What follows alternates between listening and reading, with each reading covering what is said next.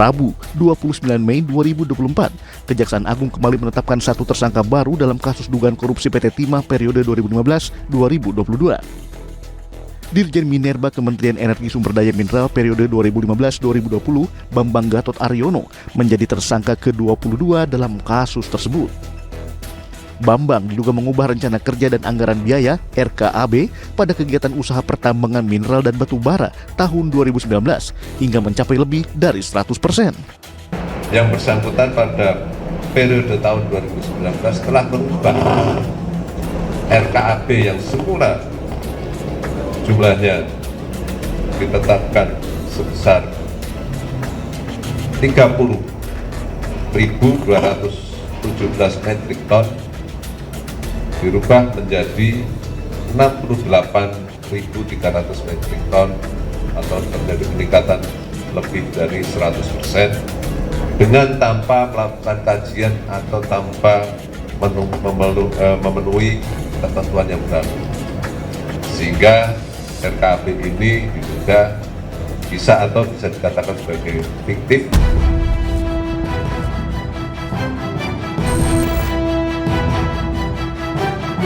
Sebelumnya pada Jumat 26 April lalu, Kejaksaan Agung juga telah menetapkan 5 tersangka lainnya.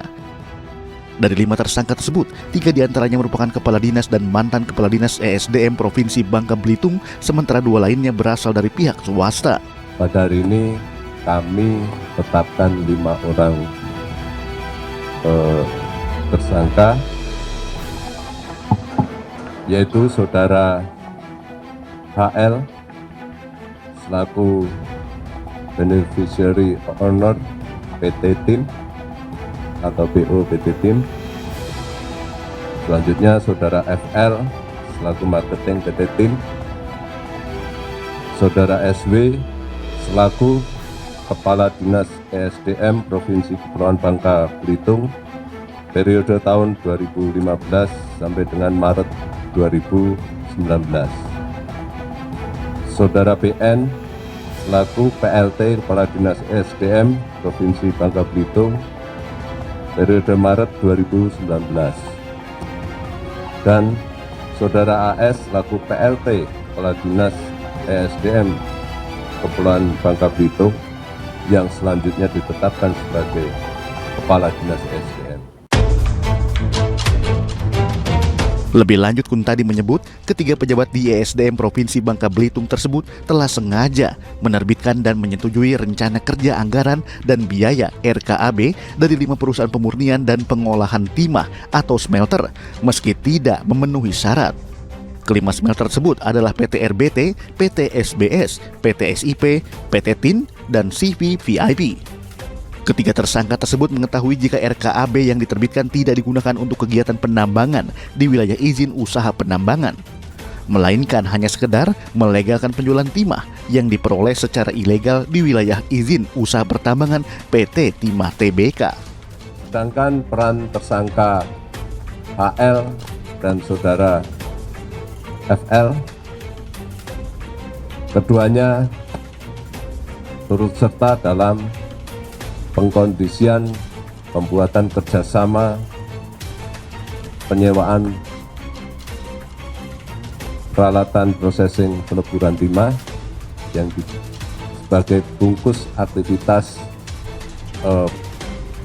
kegiatan pengambilan timah dari IUP PT Timah, di mana keduanya kemudian membentuk perusahaan boneka yaitu CV BPR dan CV SMS dalam rangka untuk melaksanakan atau memperlancar aktivitas ilegalnya.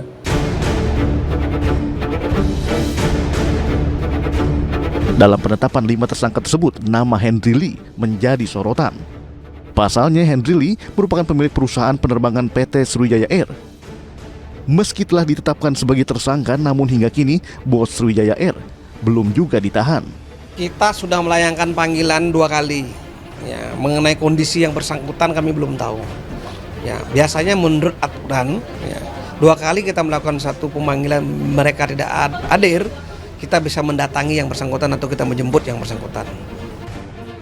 Hingga awal Juni 2024, total sudah ada 22 orang tersangka dalam kasus korupsi tata niaga komoditas timah, wilayah izin usaha pertambangan PT Timah Tbk tahun 2015 sampai 2022. Para tersangka ini berasal dari berbagai kalangan, mulai dari Direktur Utama PT Timah, sejumlah Direktur Utama PT swasta, Crazy Rich, hingga Kepala Dinas ESDM Bangka Belitung.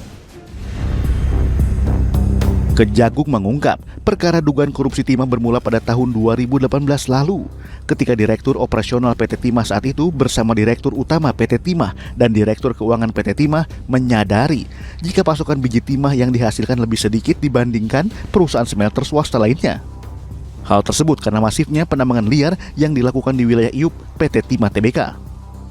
Kondisi tersebut membuat tersangka dari jajaran PT Timah yang seharusnya melakukan penindakan justru menawarkan pemilik smelter untuk bekerja sama dengan membeli hasil penambangan ilegal, melebihi harga standar yang ditetapkan oleh PT Timah. Untuk melancarkan aksi penambangan ilegal tersebut, 3 tersangka dari PT Timah tersebut setuju membuat perjanjian. Seolah-olah terdapat kerjasama sewa menyewa peralatan prosesing peleburan timah dengan para perusahaan smelter. Kejaksaan Agung terus melakukan penyidikan terhadap kasus yang mengakibatkan kerugian kerusakan lingkungan hingga 300 triliun rupiah ini, dan tak menutup kemungkinan jumlah tersangka akan terus bertambah. Tak hanya menyebabkan kerusakan alam yang semakin parah di Bangka Belitung, aksi lancung oknum birokrat dengan pengusaha nakal yang menjarah kekayaan alam Indonesia menambah panjang daftar kasus korupsi, kolusi, nepotisme di negeri ini. Jadi jangan bilang Anda tidak tahu akan permasalahan ini, karena kami sudah memberitahukannya.